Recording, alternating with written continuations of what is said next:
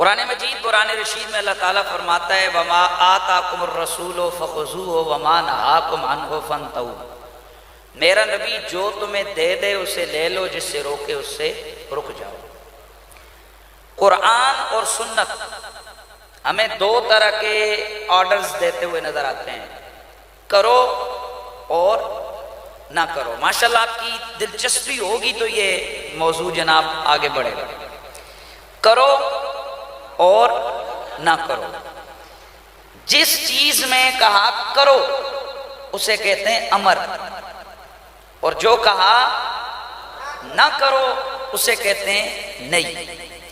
لہذا قرآن و حدیث کو جب ہم دیکھتے ہیں تو ان میں سے متعدد چیزیں ایسی ہیں جن کے اللہ اور اس کے رسول نے کرنے کا حکم دیا ہے، اور کئی ایسی چیزیں جن سے بچنے کا، رکنے کا آرڈر دیا ہے۔ اور اللہ تعالیٰ نے ان ساری توضیحات و تشریحات کو اپنے محبوب کے کندھوں پہ ڈالا اور فرمایا بس میرے نبی کو دیکھو، جو اسے پسند وہ مجھے پسند، جس میں اس کی ہاں اس میں میری ہاں، جس میں اس کی نہ اس میں میری نہ، جو تمہیں دے دے چپ کر کے لے لو، اور جس سے تمہیں روکے۔ اور ایک مسلمان جو عمل کرتا ہے تو تب بھی یہ نہیں کہتا کیوں، اور اگر کسی چیز سے رکتا ہے تو تب بھی یہ نہیں کہتا کیوں۔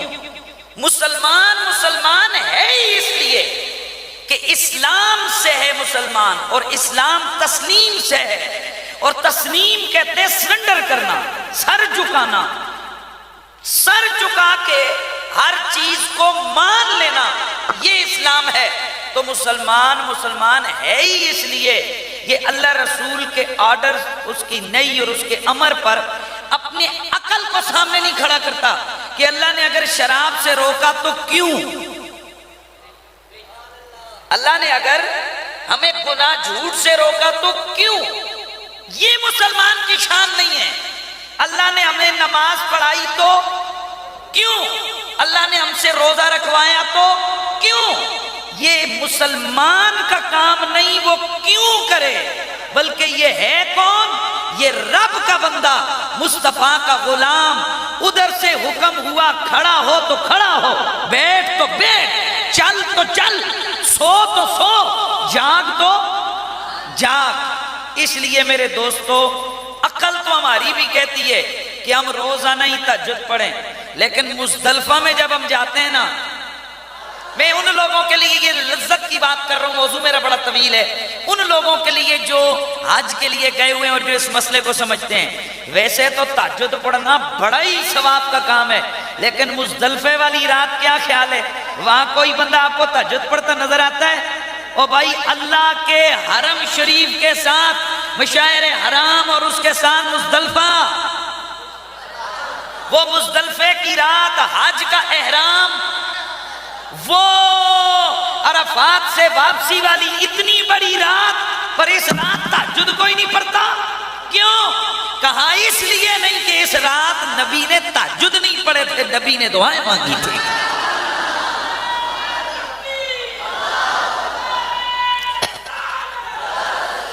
وَمَا آتَاكُمُ الرَّسُولُ فَخُذُوهُ وَمَا نَهَاكُمْ عَنْهُ فَانْتَهُوا، میرا نبی جو تمہیں دے دے لے لو، جس سے روکے۔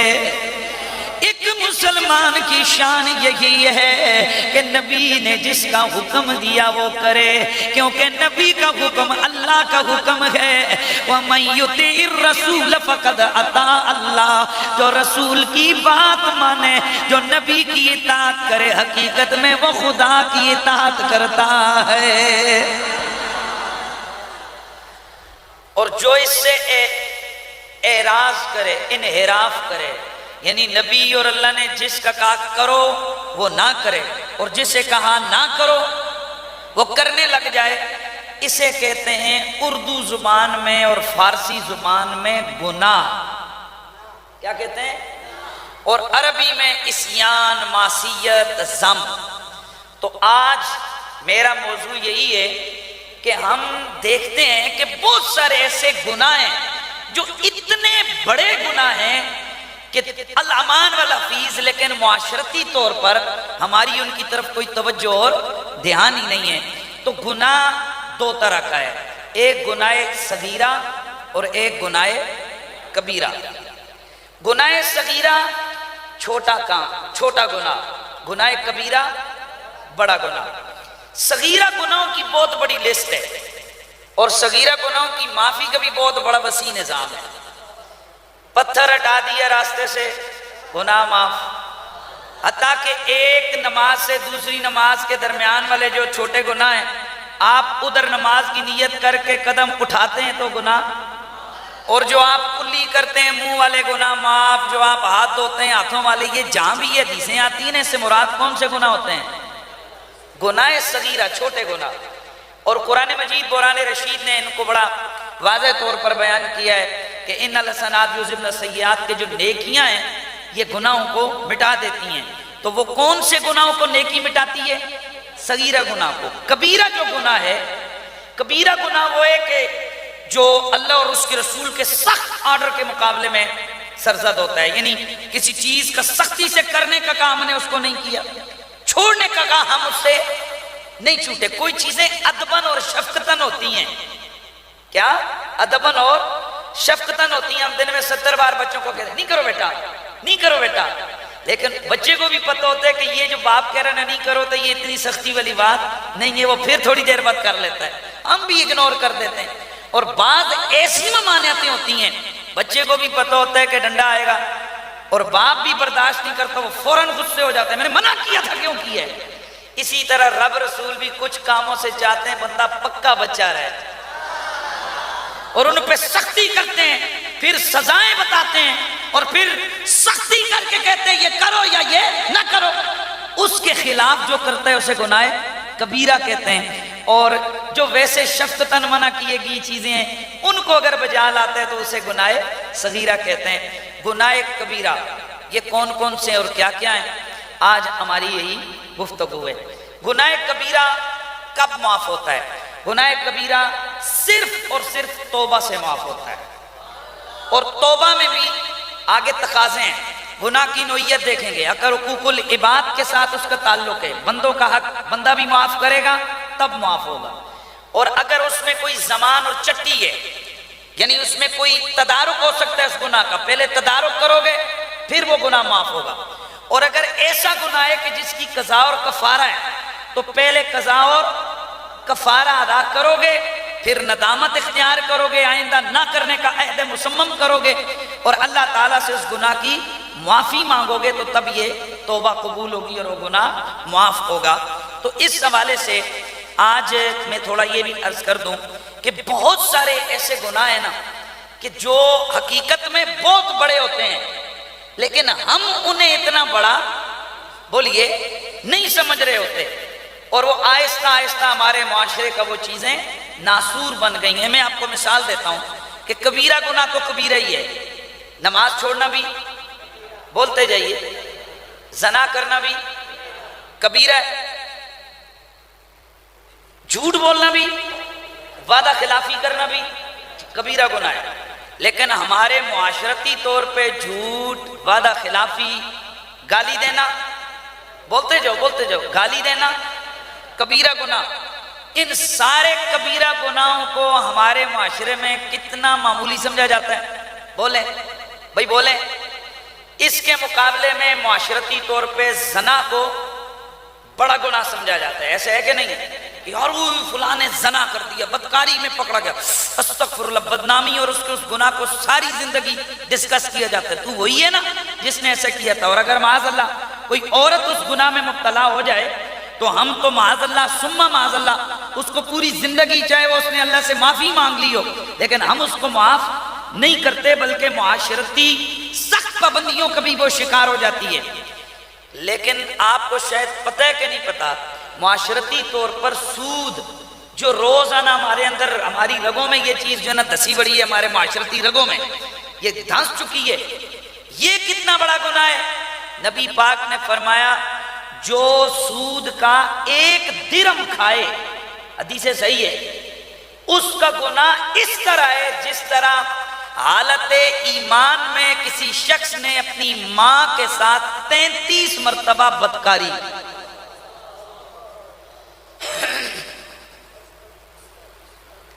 ہے کبیرہ گناہ، زنا بھی کبیرہ ہے، لیکن معاشرتی طور پر ہم نے اس سود کو کتنا نیچا سمجھا ہوا ہے۔ اس حوالے سے میں چاہتا ہوں کہ آج تھوڑا سا ہم یہ سمجھیں کہ بہت ساری چیزیں جنہیں ہم جو ہے نا وہ بظاہر اہمیت نہیں دیتے، تو میرے دوستوں، بھائیوں، بزرگوں، ہماری نمازیں، روزے، زکاتیں اس گناہ کے ہوتے ہوئے ہمارے منہ پہ مارے جاتے ہیں۔ تو آئیے ذرا دیکھتے ہیں کہ ایسے کون کون سے گناہ کبیرہ ہیں۔ ویسے تو گناہ کبیرہ کی بہت بڑی لسٹ ہے، وہ میں جلدی میں آخر میں بیان کر دوں گا۔ سب سے بڑا گناہ گناہوں کی لسٹ میں شرک۔ کیا؟ قرآن مجید، قرآن رشید میں اللہ تعالیٰ نے بڑی مذمت فرمائی شرک کی، اور نبی کی بعثت کا مقصد سب سے پہلے دنیا سے شرک کو مٹانا۔ نبی کی بعثت کا مقصد کیا ہے؟ دنیا سے شرک کو مٹانا۔ شرک کیا ہے؟ اللہ کی ذات کے ساتھ کسی کو شریک ٹھہرانا، اس کو ازلی ابدی جاننا، اس کو مستقل بذات جاننا، اس کی عبادت کرنا یا اس کو عبادت کے لائق سمجھنا، یہ کیا ہے؟ شرک ہے۔ اور شرک کے حوالے سے بڑا واضح حکم ہے، ان الشرک لظلم عظیم۔ اور قرآن مجید میں اللہ تعالیٰ واضح طور پر فرماتا ہے، ان اللہ لا یغفر ان یشرک ویغفر ما دون ذلک لمن یشاء۔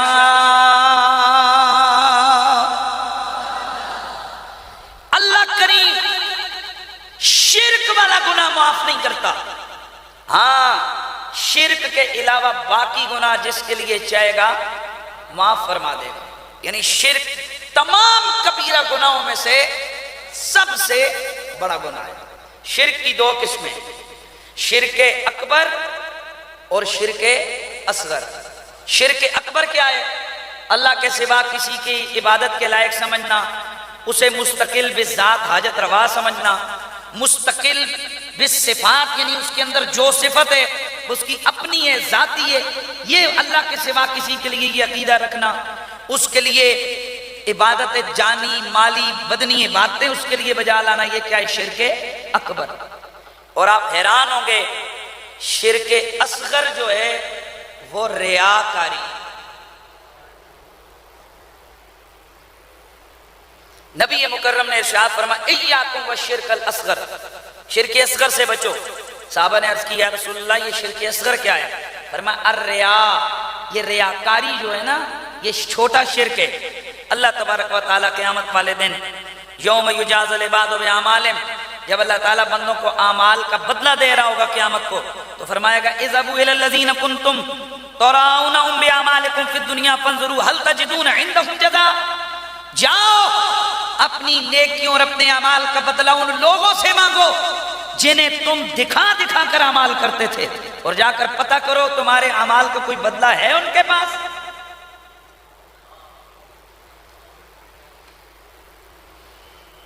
حضرت فضیل بن عیاض نے بڑی ایک جامع تعریف کی ہے ریا کی، فرماتے ہیں ترک العمل لاجل الناس ریا والعمل لاجل الناس شرک والاخلاص ان یعافیک اللہ منہا۔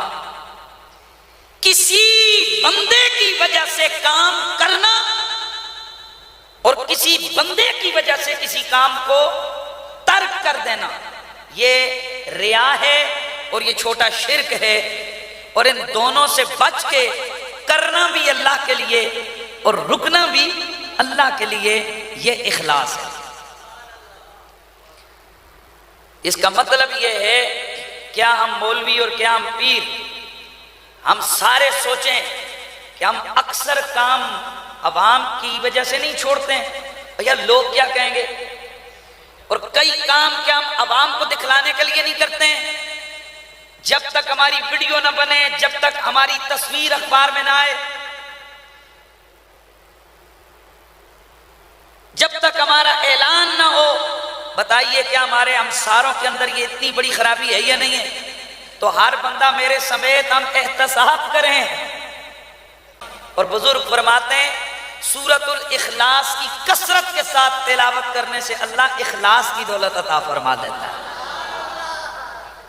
آج ہم یہ اپنا احتساب کریں کہ انشاءاللہ آج کے بعد کریں گے اللہ کے لیے اور کسی گناہ سے رکیں گے تو اللہ کے لیے.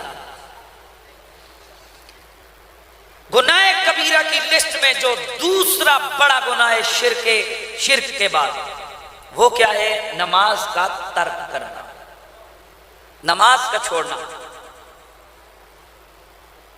قرآن نے، حدیث نے جان بوجھ کر نماز چھوڑنے والوں کی اتنی مذمت فرمائی ہے اور نبی مکرم نے اتنا عذاب بیان فرمایا ہے، اتنی وعیدیں بیان فرمائی ہیں کہ آپ یقین کیجئے کہ بندہ صرف ان کو پڑھے یا سنے تو کامتے کامتے شاید اس کے جسم پہ رشک آ رہی ہے. قیامت والے دن جہنم کے اندر کچھ لوگوں کو ڈالا جائے گا تو وہ جہنم میں چیخو پکار کریں گے. جنتی ان کی آواز سن کر توجہ رکھا کریں نا، آواز سن کر ان سے سوال کریں گے. قالوا ما سلککم فی سقر، او جہنم کی وادی ہے سقر جو عذاب سے لبریز وادی ہے، جو گنجے سانپوں کا مسکن ہے، جو زہریلے بچھوؤں کا مسکن ہے، جو شدید ترین شعلے والی آگ کا مسکن ہے. اور وادی سقر میں جہنم کا عذاب پانے والوں، ما سلککم فی سقر، تمہیں اس جہنم کی وادی سقر میں کیوں ڈالا گیا ہے؟ آگے سے وہ جواب دیں گے لم نکو من المصلین. اور جنتیوں ہم تمہیں کیا بتائیں، ہم اس لیے اس جہنم کی ہولناک وادی میں گرفتار ہوئے گئے کہ ہم زندگی میں نمازیں نہیں پڑھا کرتے تھے.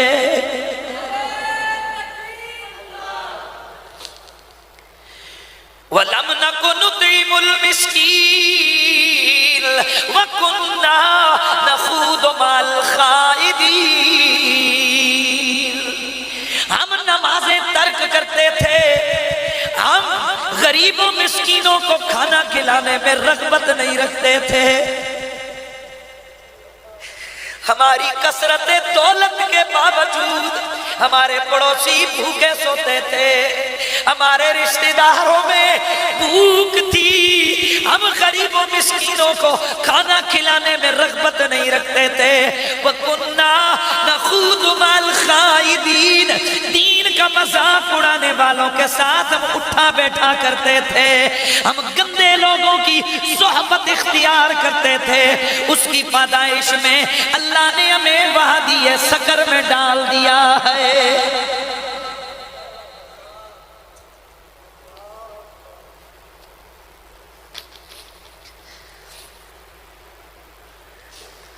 جہنم کی وادی سقر بے نمازیوں کا ٹھکانہ.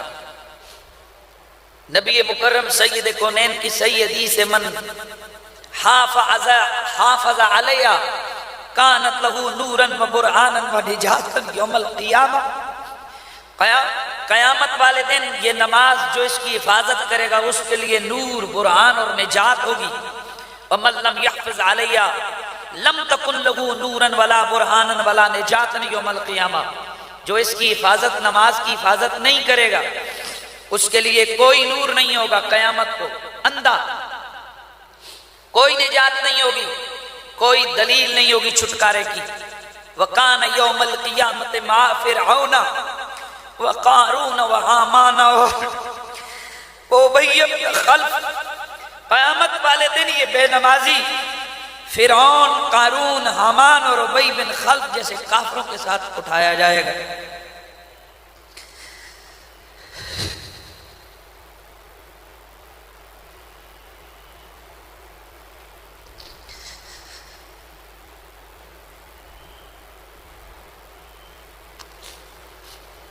جس نے حکومت کی وجہ سے نماز کو چھوڑا فرعون کا ساتھی، جس نے مال کی وجہ سے نماز کو چھوڑا وہ قارون کا ساتھی،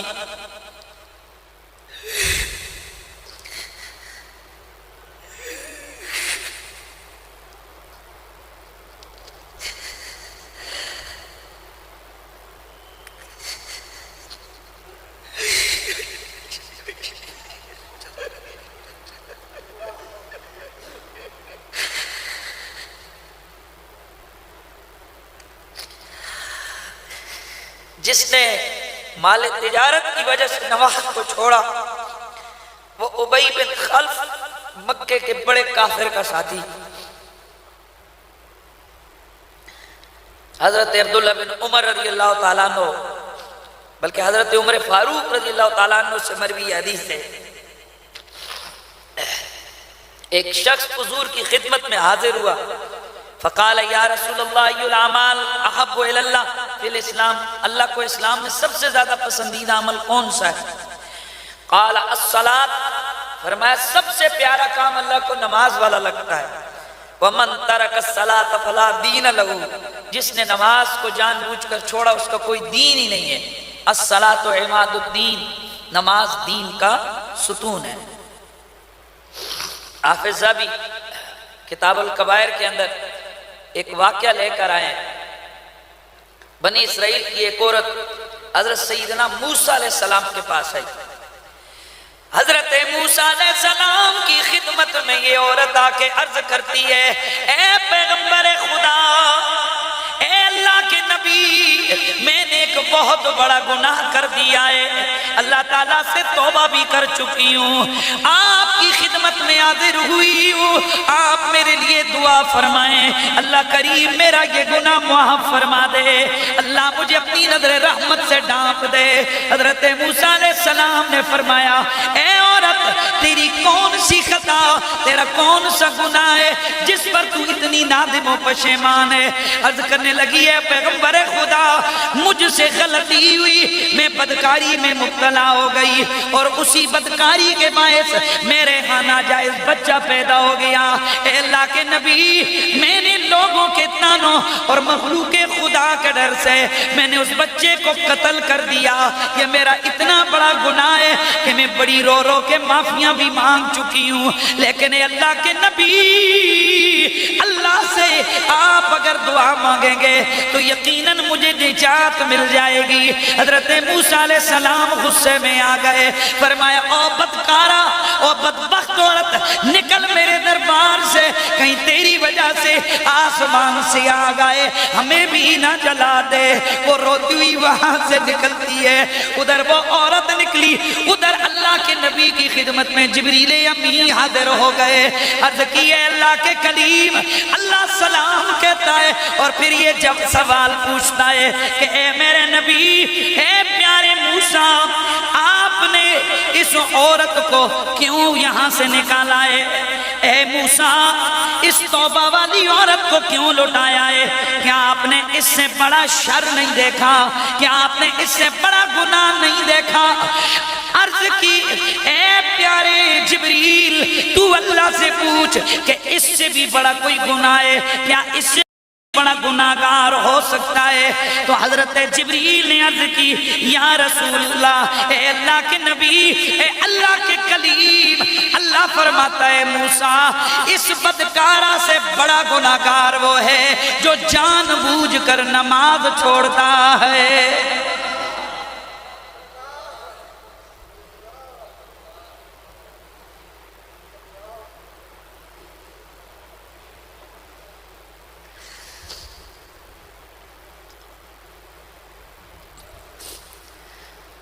میرے دوستو، نماز کتنی اہم ترین چیز اور اللہ کا حکم ہے۔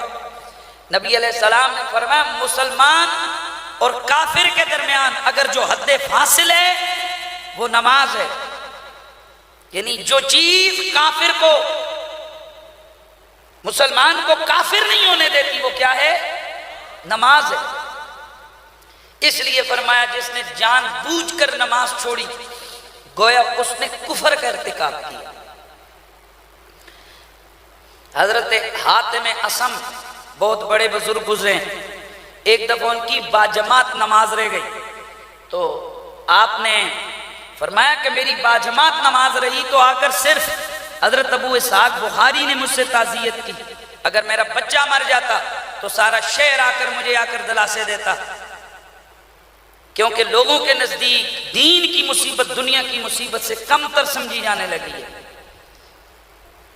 حضرت عبداللہ بن عمر فرماتے ہیں میرے بابا حضرت عمر ایک دفعہ باغ میں کام کر رہے تھے، اسی دوران آپ کی نماز عصر کی جماعت لیٹ ہو گئی، مدینے میں واپس آئے دیکھا لوگ نماز پڑھ چکے ہیں، آپ نے وہیں کھڑے ہو کر فرمایا انا للہ و انا الیہ راجعون، میری عصر کی نماز با جماعت میری رہ گئی ہے، میں نے جماعت سے نہیں پڑھا اور میں اس باغ میں گیا تھا، میں تم کو گواہ بنا کر کہتا ہوں میں نے یہ باغ اللہ کی راہ میں صدقہ کر دیا ہے تاکہ اللہ تعالیٰ مجھے اس گناہ سے معافی عطا فرما دے۔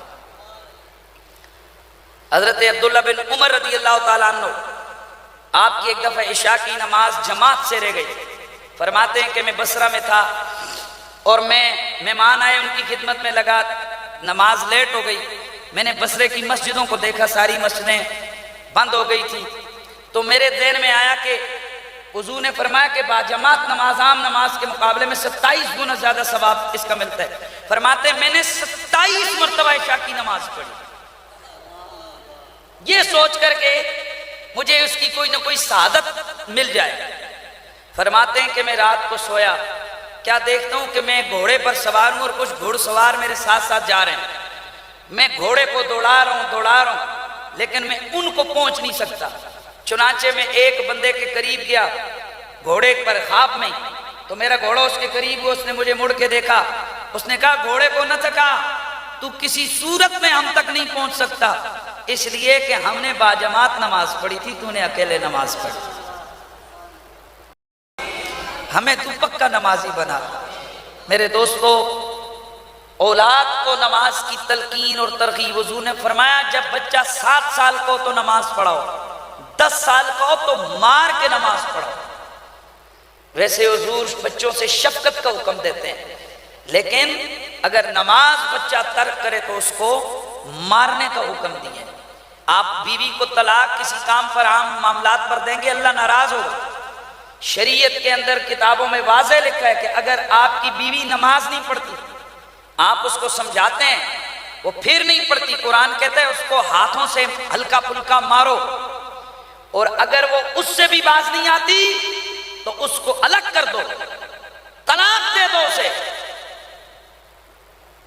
آج ہم باقی معاملات میں کتنے غصے میں ہوتے ہیں، لیکن نماز کے مسئلے پر کیا بیوی اور کیا شوہر، کیا بچے اور کیا سارے گھروں میں ہم اوندے پڑے ہوئے ہوتے ہیں۔ اس لیے آؤ اللہ سے ہم دعا کریں، جو ہم سے سستیاں ہوتی ہیں نماز میں، اللہ تعالیٰ ہمیں ان سستیوں سے بچا کے رکھے۔ ایک بزرگ سے کسی نے کہا تھا کہ کوئی ایسا طریقہ بتا دیں کہ نماز کا وقت ہو جائے تو میں گھر میں یا بازار میں رہ نہ سکوں، میں دوڑتا ہوا مسجد میں چلا جاؤں۔ آپ نے پاس پڑا ہوا ایک انگارہ تھا، فرمایا ذرا اس پہ انگلی رکھ، اس نے اس پہ انگلی رکھی تو انگلی ظاہر جل گئی دیکھتے ہوئے کوئلے سے، تو اس نے اٹھا کے انگلی کو منہ میں ڈالا، درد کے ساتھ ہاتھ جھٹکنے لگا۔ فرمایا آج کے بعد جب بھی اذان ہو تو خیال کرنا کہ اگر یہ ایک کوئلے کی اتنی سی جلن تجھ سے برداشت نہیں ہوئی، اس نے سارا سکون چھین لیا، تو جہنم کی آگ دنیا کی آگ کے مقابلے میں 70,000 گنا زیادہ شدید ہوگی، اور اس میں صرف انگلی نہیں، اس میں آگ کے صندوقوں میں بند کر کے جلایا جائے گا۔ اللہ تعالیٰ مجھے اور آپ کو نمازی بننے کی توفیق عطا فرمائے۔ حضرات گرامی، دوسرا گناہ اس کے بعد جس گناہ کو عام طور پر معاشرے میں اتنی خاص توجہ نہیں دی جاتی وہ ہے شراب نوشی۔ کیا ہے؟ شراب نوشی۔ قرآن مجید قرآن رشید میں اللہ وحدہ لا شریک نے بڑا واضح آرڈر دیا، یا ایھا الذین آمنوا انما الخمر والمیسر والانصاب والازلام رجس من عمل الشیطان فاجتنبوه لعلكم تفلحون انما يريد الشيطان ان يوقع بينكم العداوة والبغضاء في الخمر والميسر ويصدكم عن ذكر الله وعن الصلاة فهل انتم منتهون۔ اے ایمان والو، یہ شراب اور جوا اور بت اور یہ جو لاٹریاں ہیں، لاٹریاں جوے والی لاٹریاں، یہ پلیت چیزیں ہیں، شیطانی کام ہیں، ان سے بچو شاید کہ تم فلاح پا جاؤ۔ بے شک شیطان یہ چاہتا ہے کہ وہ تمہارے اندر جوے اور شراب کے ساتھ تمہارے دلوں میں نفرتیں اور بغض اور دشمنیاں پیدا کرے، اور تمہیں اللہ کے ذکر سے روک دے اور تمہیں نماز سے روک دے۔ فَهَلْ أَنْتُمْ مُنْتَهُونَ، اب بھی تم ان چیزوں سے نہیں بچو گے۔ نبی مکرم سید کونین نے فرمایا اجتنبوا الخمر فَإِنَّهَا أُمُّ الْخَبَائِثِ، شراب سے بچو کیونکہ یہ تمام گناہوں اور بیماریوں کی جڑ ہے۔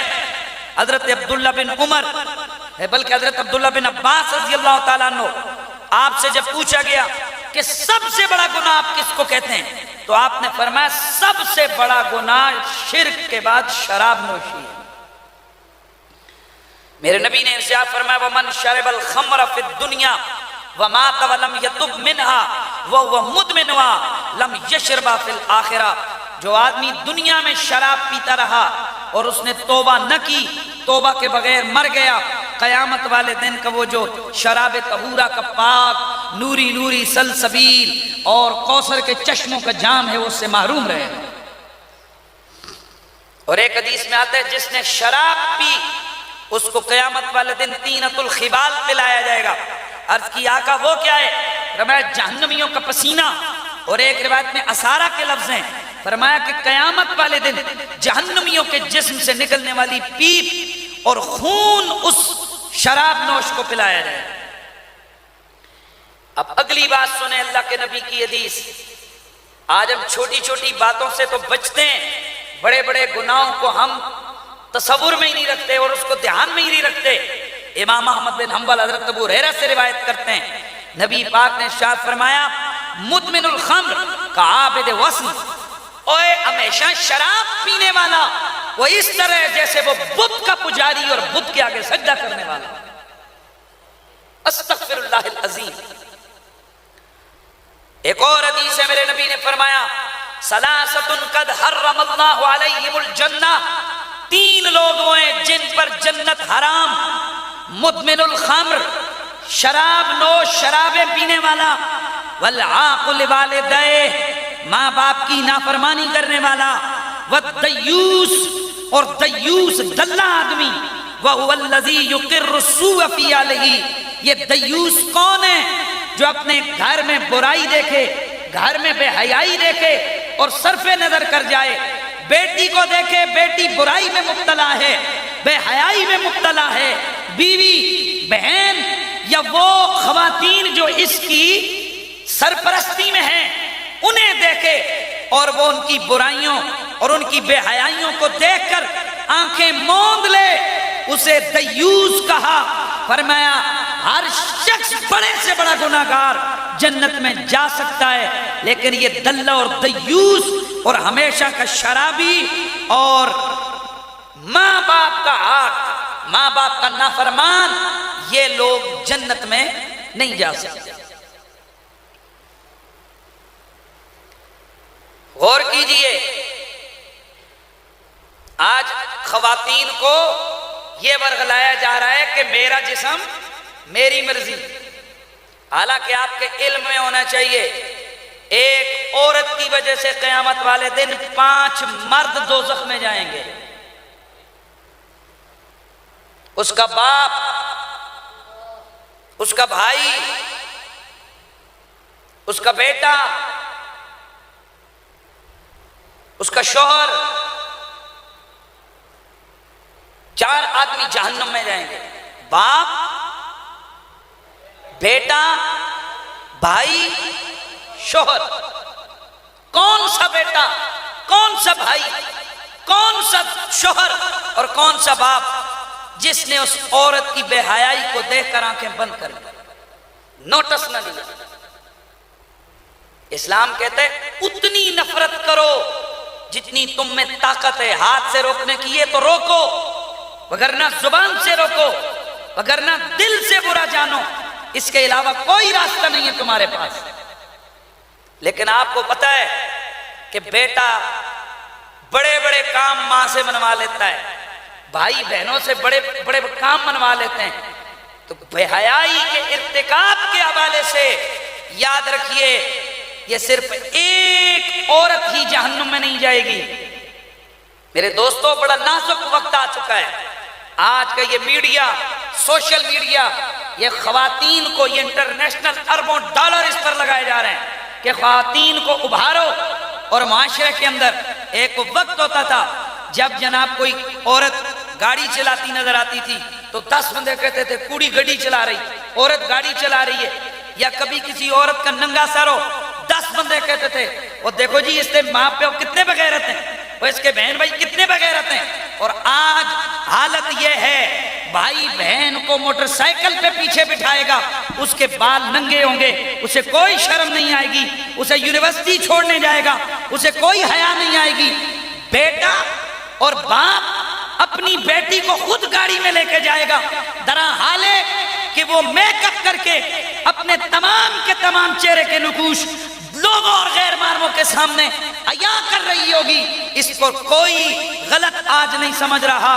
اور دوستو یہ برائی ہمارے دروازوں پہ آہستہ آہستہ دستک دینے کو آ رہی ہے، کیونکہ برائی معاشرتی طور پر پھیلتے پھیلتے گھر کے اندر آ جاتی ہے، پھر اس کا دروازہ نہیں روکا جا سکتا۔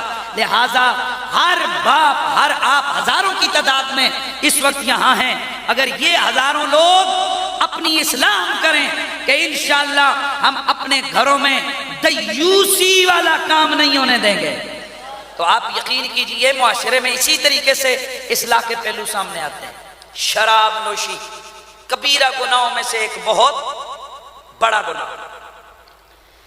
آج ہماری دوستیاں بڑا بدماش شرابی ہو، ہم کہتے ہیں جی رکھے ہوئے ہیں اوکھے ویلے واسطے، آؤ ذرا شریعت کا حکم دیکھو۔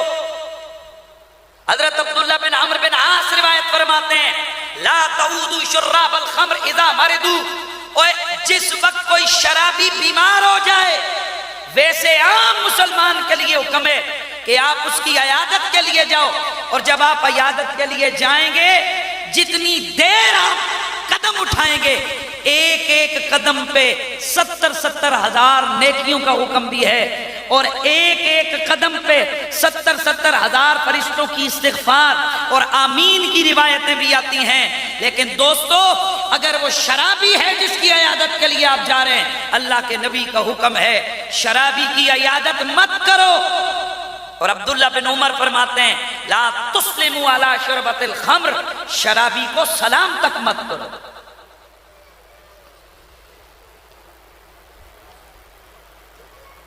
شراب اتنا بڑا گناہ ہے،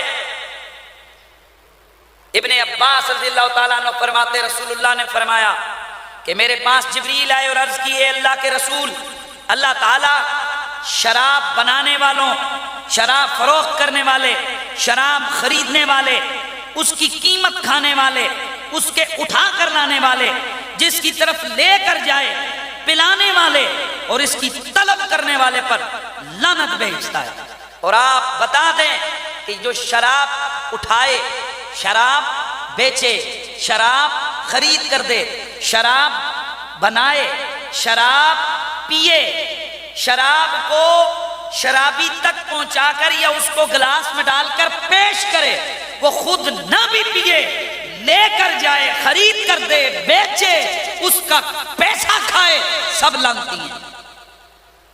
اور آپ کے علم میں ہونا چاہیے یہ لفظ لعنت ہمارے معاشرے میں اتنی عام کر دی گئی ہے کہ ہمیں کوئی لگتا ہی نہیں ہے۔ لعنت کا مطلب وہ شخص جو خدا کی رحمت کا حقدار نہیں رہتا۔ اس کام میں آج جو ہمارا نظر مجھے جو آ رہا ہے علی علی کرنے والے لوگ، اور ایسے بدبختوں کو اللہ علی علی کی توفیق نہیں دیتا، ان کی زبان پر ڈی ڈی ادھر کے نعرے لگتے ہیں، علی علی نہیں کہہ سکتے وہ، ڈی ڈی۔ بازو میں کڑا پہن لیا لوہا، اور حالانکہ یہ بازو میں لوہا پہننا یہ بھی حرام ہے۔ مرد کے لیے سونا پہننا، مرد کے لیے بازو میں کڑا پہننا، لوہا پہننا، سوائے انگوٹھی کی چاندی کے مرد کوئی زیور نہیں پہن سکتا، کوئی بالی نہیں لگ سکتا، کوئی لاکٹ نہیں پہن سکتا، کوئی دھات نہیں پہن سکتا، اور کوئی کسی قسم کا دھاگا نہیں پہن سکتا۔ یہ سب ہندوؤں، مجوسیوں اور سکھوں کا طریقہ۔ بازو میں کڑا پہننا یہ سکھوں کی علامت، کیونکہ وہ 5 ککے اور 5 کاف یہ سکھوں کے مذہبی چیزیں ہیں، یعنی ان میں ایک کنگا، کچھا، کڑا، یعنی وہ کڑا پہنتے ہیں، ان میں سے ہر سکھ جو مذہبی ہوگا وہ کڑا پہنے گا۔ یہ سکھوں سے آئی ہوئی چیز ہے ہمارے معاشرے میں، اس لیے میرے دوستو بڑے غور سے اور توجہ سے آپ نے یہ بات کو سننا ہے۔ تو میں نے کیا کہا، یہ بازو میں کڑا پہن لیا، ڈی ڈی حیدر کا نعرہ لگا دیا، شراب کی کپیاں 2 قطرے گرے، بارش شروع ہوئی، وہ چلو جی موسم بڑا پیارا ہے، شراب نوشی شروع ہو گئی۔ آؤ میری بات کو توجہ سے سنو، نبی کی امت میں سب سے زیادہ اگر کسی نے شراب سے نفرت کی ہے تو اس کا نام مولا علی ہے۔ مولا علی جاہلیت کے زمانے میں میرے نبی کا نسب اللہ نے شراب نوشی سے بچا کے رکھا۔ میرے نبی کے دادے پردادوں کی سیرت پڑھیے، حضرت ابوبکر صدیق جاہلیت کے دور میں بھی کبھی شراب کو منہ نہیں لگایا، اور مولا علی آپ اور آپ کے والد جناب ابو طالب پوری زندگی کبھی شراب کو ہاتھ نہیں لگایا۔ جناب حضرت عبد المطلب آپ نے شراب سے نفرت اس زمانے میں کی جب شراب پانی کی طرح پی جاتی تھی، اور سنیے مولا علی نے کتنی نفرت فرمائی۔ میرے مولا علی نے فرمایا کہ اگر ایک شراب کا قطرہ دریا میں گرے، دریا کا پانی خشک ہو جائے، اس خشک دریا میں پھر گھاس اگے، اس گھاس کو ایک بکری کھائے، اللہ کی قسم علی اس بکری کا دودھ بھی نہیں پیے گا۔ اے مسلمانوں، یہ مولا علی سے غداری ہے، یہ مولا علی سے دشمنی ہے، یہ بے وقوفی ہے کہ بندہ کہے کہ میں علی دا ملنگا پیندا چرساں پانگا، شراب بھی پینا تے نماز تو تنگا۔ خدا کی عزت کی قسم، مولا علی کا غلام پکا نمازی ہوتا ہے، مولا علی کا غلام سیرت و صورت کا طاہر ہوتا ہے۔ سنو سنو، امام جعفر صادق علیہ السلام آپ نے فرمایا کہ جس کے منہ میں کبھی شراب کی بو آئی ہو اس کی زبان پہ ہمارا محبت کا نام نہیں آ سکتا۔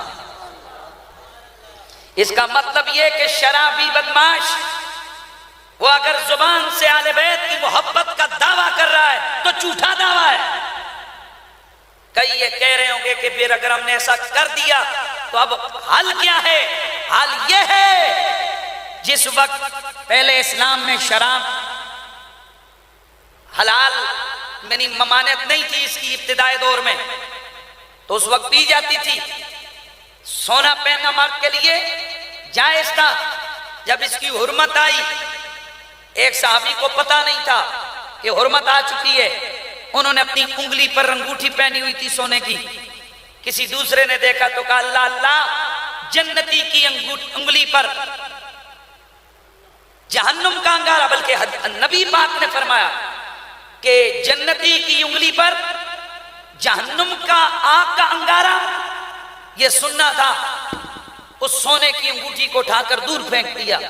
بعض صحابہ نے کہا جیب میں رکھ لے، کہا خدا کی قسم جسے مدینے والا انگارہ کہتے ہیں اسے میں جیب میں نہیں رکھ سکتا۔ میرے دوستو، ہم آج صرف کہتے ہیں نماز پڑھ لو، بھائیو داڑھی رکھ لو، بھائیو مسواک مار لو تو نماز پکے مسلمان ہو۔ میرے بھائیو، ان حرام کاموں سے بچنا یہ بھی مسلمان کے لیے ضروری ہے۔ سونا پہننا چھوڑ دو، حرام ہے، شراب حرام ہے۔ اتنی شدید تکالیف تکلیف اور عذاب دیا جائے گا شرابی کو کہ اس کو جہنم کے اس کنویں میں ڈالا جائے گا جس میں ایسے ایسے سانپ ہوں گے کہ جو اندھے اور بہرے ہوں گے، اور ان کے بارے میں حدیث میں آتا ہے اگر وہ ایک سانپ زمین کی طرف، دنیا کی طرف منہ کر کے سانس لے لے، زمین پہ کبھی کبھی سبزہ نہ ہوگے، سمندر کے پانی خشک ہو جائے، کنووں کے پانی کڑوے ہو جائے، دریاؤں کے میٹھے پانی کڑوے ہو جائے، اس قدر زہریلا سانپ۔ اور معلوم ہے شرابی کو یہ عذاب ہر وقت دیا جائے گا تا ایک آنکھ جھپکنے کی دیر تک بھی اس سے اس عذاب کو دور نہیں کیا جائے گا۔ اس لیے شراب نوشی سے توبہ کرنا یہی امن کا راستہ ہے۔ بتائیں اپنے ان دوستوں کو، کبھی بھی حوصلہ افزائی نہ کریں، برائی کو دیکھیں تو فوراً بولیں۔ کسی تعلق دار کو اگر پتہ ہے کہ وہ برائی کر رہا ہے، برائی کے راستے پہ اصلاح کی طرف لے کے آؤ، اگر نہیں تو اس سے اپنا تعلق توڑ دو، اس سے پہلے کہ کہیں تم بھی اس کے ساتھ جہنم کا ایندھن نہ بن جاؤ۔ کبیرہ گناہوں میں اور بھی بہت سارے گناہ ہیں۔ مردوں کا عورتوں کی مشابہت، عورتوں کا مردوں کی مشابہت اختیار کرنا، یہ جو عورتوں کی طرح لمبی لمبی لٹیں، ایک ہیں زلفیں رکھنا، یہ کندھے کے اوپر تک، یہ سنت ہے، اور وہ یہ یہاں سے کٹتے نہیں ہیں، کٹاتے نہیں ہیں۔ یہ جو آج لمبے لمبے جبے اور لمبے لمبے زلفیں، یہ جو آدھے آدھے عورتوں کی طرح، یہ عورتوں کی مشابہت ہے، حرام ہے۔ بازوؤں میں کڑے پہننا، بنگے پہننا، زیور پہننا حرام ہے، کانوں میں بالی پہننا حرام ہے۔ عورتوں کا مردوں کی وضاحت اختیار کرنا، بالوں کو کٹوانا حرام ہے۔ عورتوں کا اپنے بالوں کو کھجوانا، یعنی یہ جو پلکیں کھینچوا کر وہ جو بال یہاں سے کھینچ کر وہ کرتی ہیں، یہ بھی کیا ہے؟ کھدواتی ہیں چہرہ، یہ بھی کیا ہے؟ حرام ہے۔ تو مرد عورت کا لباس نہ پہنے، عورت مرد کا لباس نہ پہنے، مرد عورت کی مشابہت اختیار نہ کرے، عورت مرد کی مشابہت اختیار نہ کرے۔ اور یاد رکھو مسلمانوں، یہ جو داڑھی مڈوانا ہے، یہ اللہ رب العزت کی تخلیق کو مٹانے کے مترادف ہے۔ ہم اس کو بڑا معمولی کام سمجھتے ہیں۔ آپ کے علم میں ہونا چاہیے، ابتدائی 5 صدیاں تک، 6 صدیاں تک مسلمانوں کو پتہ ہی نہیں ہوتا تھا کہ کوئی مسلمان داڑھی بھی مڈواتا ہے۔ اور میں تاریخ بتا دوں آپ کو، یہ داڑیاں مڈوانے والا کام حضرت لوط علیہ السلام کی قوم میں شروع ہوا تھا، اور آپ سمجھ گئے ہوں گے کہ وہ داڑیاں کیوں مڈواتے تھے، کہ ان گندے اور غلط کاموں میں مبتلا رہے تھے وہ، تو ظاہر ہے داڑھی مڈوا کر ان کو اس سے زیادہ پیسہ ملنا ہوتا تھا، اس لیے وہ داڑیاں مڈواتے تھے۔ میں کسی مسلمان کو سامنے دیکھ کر نہیں کہہ رہا، میں جرنل مسئلہ بیان کر رہا ہوں۔ لہٰذا یاد رکھیے، یہ جو لوگوں نے آپ کو ایک شیطان